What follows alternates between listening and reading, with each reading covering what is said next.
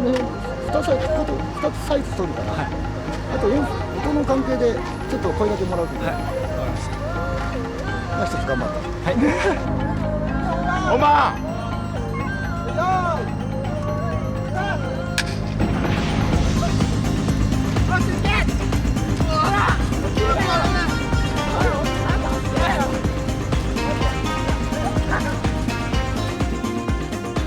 オッケー。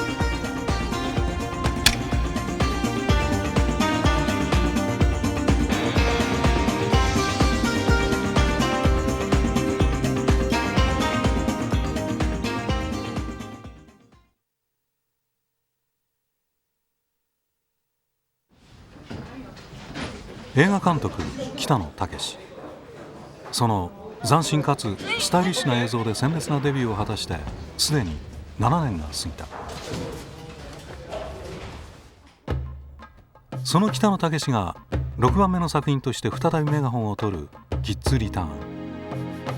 国史の名残があちらこちらに立ち込めていた1995年秋、北野組は動き始めた。そしたらまっちゃん教室行きましょうよって、バカ野郎お前頭バカなんじゃないかって、今回北野武は物語の中心となる2人に新人を抜擢した。いつもこれでいいが分かったよね。そういう。分かりました。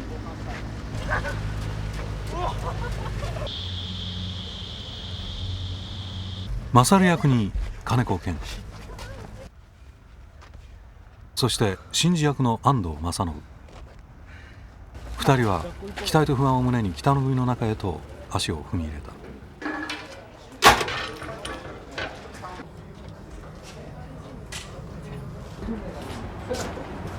すみませんでした。ごめん。芝居変える。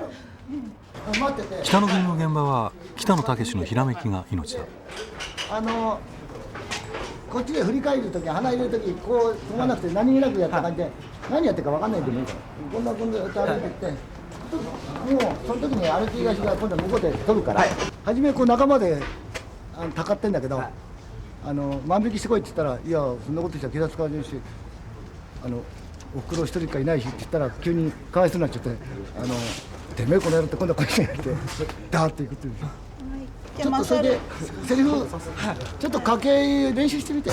そんなことしたら台本という一つの完成されたイメージが崩され、生身の人間俳優たちを前にした北野武のひらめきによってさらに生々しい姿が浮かび上がる。2人の新人が緊張と不安を乗り越えるためには、この北野武のひらめきの風に乗るほかはない。なんだ書かないで練習した方がいいです。たった今北野武の口から生まれたばかりの言葉がセリフとして書き写され、俳優たちに渡される。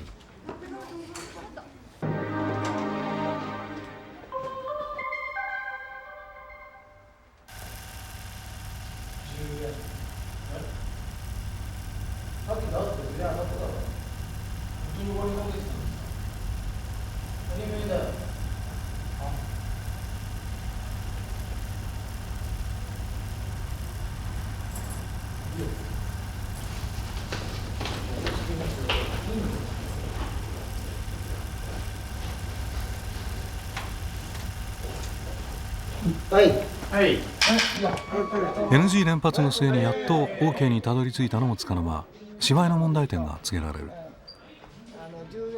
これから半年もの間2人と、そして北野武は走り続けなければならない。ボクサーとトレーナーの二人三脚のように。本当はかけてたんですけど当たり前だって、ちょっとそういう、そこだけこう早くかぶしていくっていうのがあるから、今のこれ引いたからいいけど。はい、わかりました。すみませんでした。すみませんでした。ミスっちゃいました。次で挽回したいと思います。食っちゃダメですか？困ったな。上で？でもね、周りのみんな急遽2人の漫才シーンが加えられることになった。北野武はしかし2人の緊張を解きほぐすことも忘れない。ここまでいけるかが。でもこっちの方が漫才うまいかも。走りを練習しすぎましたから。生まれて初めての経験。待ち時間の笑顔さえどこかぎこちない。コミやりたいね。それが漫才。いやいやいや、でも本当幼いからモデルなかったんだけど。ファッションモデル。そう。ファッションモデルじゃなくて俺はプラモデルになりたかった。なんだっけ。すいません。もう一回お願いします。ごめんなさい。テイク1 NG。すいません。お願いします。大丈夫か。すいません。大丈夫です。中学時代なんてね、夢が変わったね。それまでずっとプラモデルになりたかった。部活に入ってねプロ野球選手になりたかっああ、でもちょっとありがちな夢だね。た。でもね、周りのやつらね、俺がプロ野球選手になるの無理だってるわけよ。俺はそれが分からないわけよ。それはね、君がね、あんま野球が上手くなかったんだよ。あと俺卓球部だ。俺この野郎。はい。いいですか？オッケー。緊張しましたよ。もうしょうがないです。そんなうまくいかない。今のでもしょうがないですな。すいません。いや、ごめん。もう最初の練習の時すっごいもう何回も閉じちゃったからちょっとびっくりした。いや、ちょっと緊張しましいいよ。タイミングだとちゃんと同じタイミングだな。ガッとこう突っ込むの速さはな。ありがとうございます。でやっぱ高校生の時って最初出だしだったじゃないですか、始まりの。だからちょっと緊張してる部分はここ緊張してるなとか、ここもうちょっとこうしたらいいんじゃないかなとか、そっちばっか見ちゃってて、ね、最初ずっと緊張しまくっちゃってて、なんか何もできなかったんですけどね。カメラは繁華街へと移された。この現場でもまた北野武のひらめきが命であることに変わりはない。セリフばっかし変わってか。全部変わっちゃった。ねえ、いや、聞いてねずっ。と変わってるよな。いや、ほとんど。変わった方が面白いよ。漫才までやらしちゃったもん。漫才2日間やってる。ドン組んで漫才やらして全然変わっちゃうの現場で。相変わらずだけど、うちのスタッフはね諦めてるから何言っても答えない。だって1500はい。ねえ、岩崎さ、監督何言われたの？監督が奥でボソボソ、うんうん。そうやって漫才とかやってとかやってなんとかあって手が出るっていうんで、ね、じっとするね芝居ができなくなるから、そういうのは今みたいな。あ、そういうこと。あ、そっか。それでかぶせすぎると本当漫才になっちゃうから、で、かぶせないと間が持てない。あ、そういうことね。奥でね、まだ若いから、この子いいけど大人になった時はちょっとね芝居をもうちょっと。あ、でもいいこと聞いてよかったね。これはもう、はうい、勉強になります。ん、勉強だね。ありがとう。風が冷たくなり始めた頃、スタッフジャンバーが届けられた。ああ、ハワイのようだ。嘘つけた。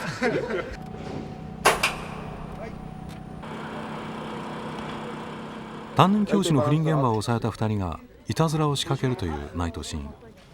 はい、よーい。スタート。こうして撮影されたフィルム全てが観客の目に触れるとは限らない。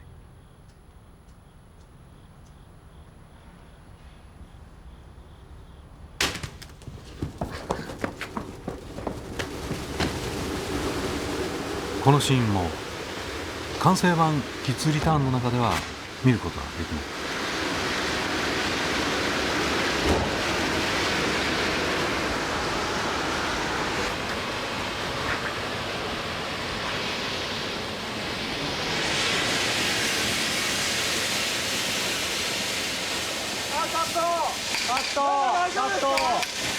大丈夫でした。もうダメ。体できた。燃えてますよ、ここ。飛んできた。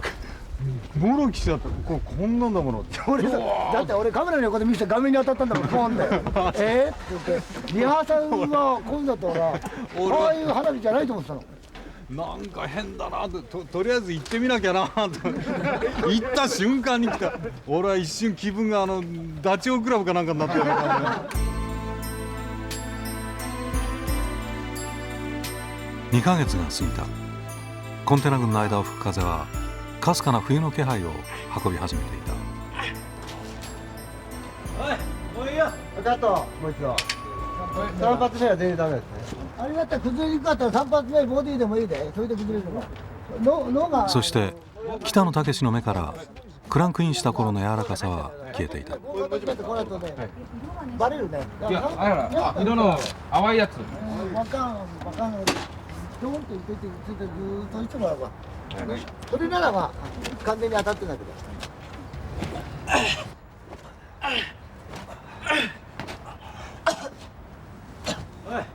おいよ。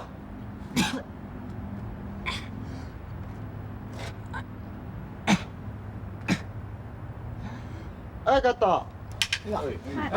最初にあんまリアクションを大きくしたらそんなしなくていいって言われた。でもまあなんとか痛くできてればと。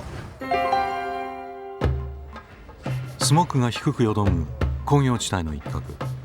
とある倉庫を改造してボクシングジムのシーンは撮影された。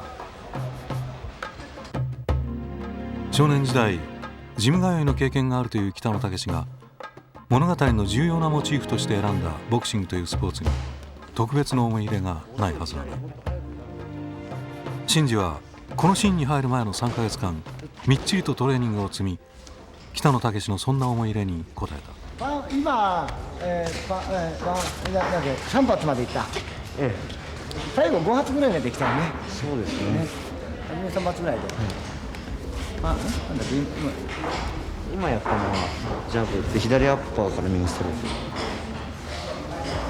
ジャブでトントン、それで回数でも一発したの。はい。それが徐々に練習で増やしてきて、もうかなりいけるようになった夕方タンタンタンタンタンタンって5発ぐらいになった。はい、わかりました。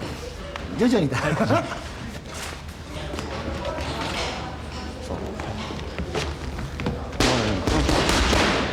もっと早く返す、もっと早く打ったら止まんない。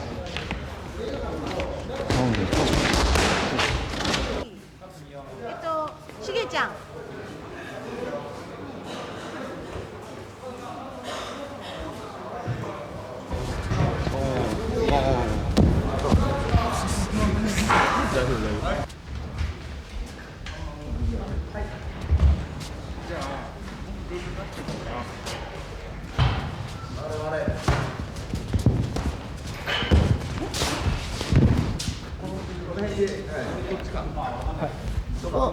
ダブルの左のドンドンじゃなくてこうやってタンタンってやってくれていいでタンって早くキャッキャって2回こうやってこういうやつと感じながらね。わかります。いいですか？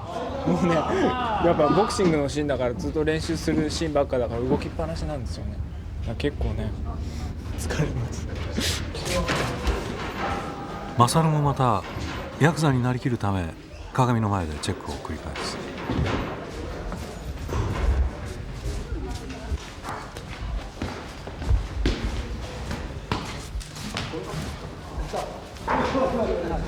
大丈夫？いやちょっとやりたくなっちゃうんだよなーなんて言ってこう大きな方に書いて今書いてます。おいおいおいおい。どうでやりたくなっちゃうんだよな。だけどもうダメもうダメよ。もうダメだよ。もうやめてくださいよって言うこと。結局この練習の邪魔になっちゃってるんだけど本人気が付いてなくてそれ会長見てまずいなあの人って。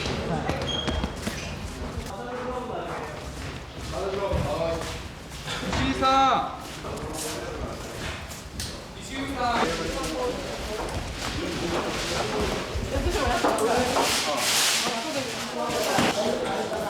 ヤクザとかあの辺は結構まあなんとか赤頭まで行かなくても近くは見えるんじゃないか。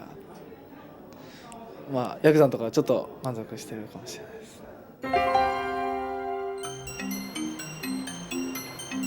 物語のクライマックスの舞台は日本のボクシングのメッカ後楽園ホール。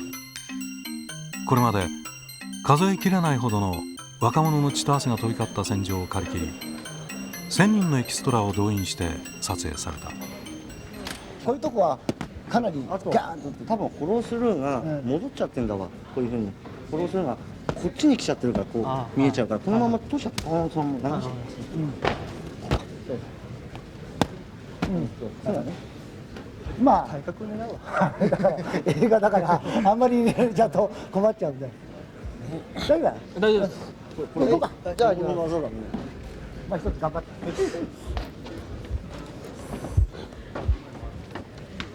よーい。さあ。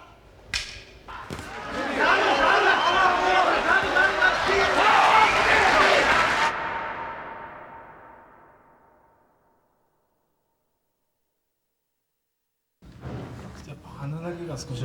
いや、しゃべんなくて、しゃべんなくて。ちょっとね、最後一発入っちゃったんですよ。で、真面目にね、最後タオル巻いたじゃないですか。それで終わりだと思って、僕すぐ行けば芝居的には行くんですけど、よだれ垂らしてガグガグガグってきちゃったもん。何や、すごいカットされてるのに芝居やってるのかなと思ったらマジだったんですよ。ちょっとね、で、だから本人握ってないっていうから大丈夫だと思うんですけど、ちょっと大丈夫か。あ、大丈夫です。いいよ、いいよ。ご苦労さんでした。なんかやっぱりリアリティ。ああ、すごかっ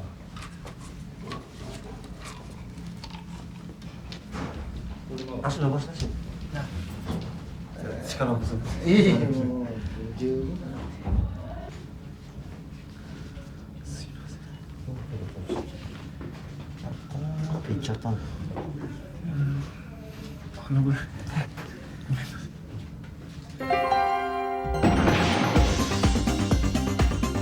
目標も何もなくただ無軌道に学園生活を送るどこにでもいるそんな2人の若者がいた。シンジ、そしてマサル。彼らは平穏な日常やそれを疑うこともしない周りの人間全てに毒づくことで憂さを晴らしていた。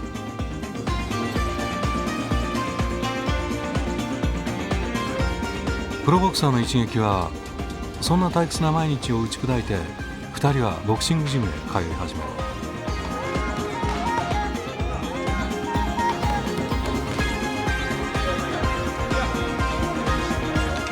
シンジはジムでその才能を認められ、ジムも落ちこぼれたマサルはやがて極道の世界へ足を踏み入れ頭角を現す。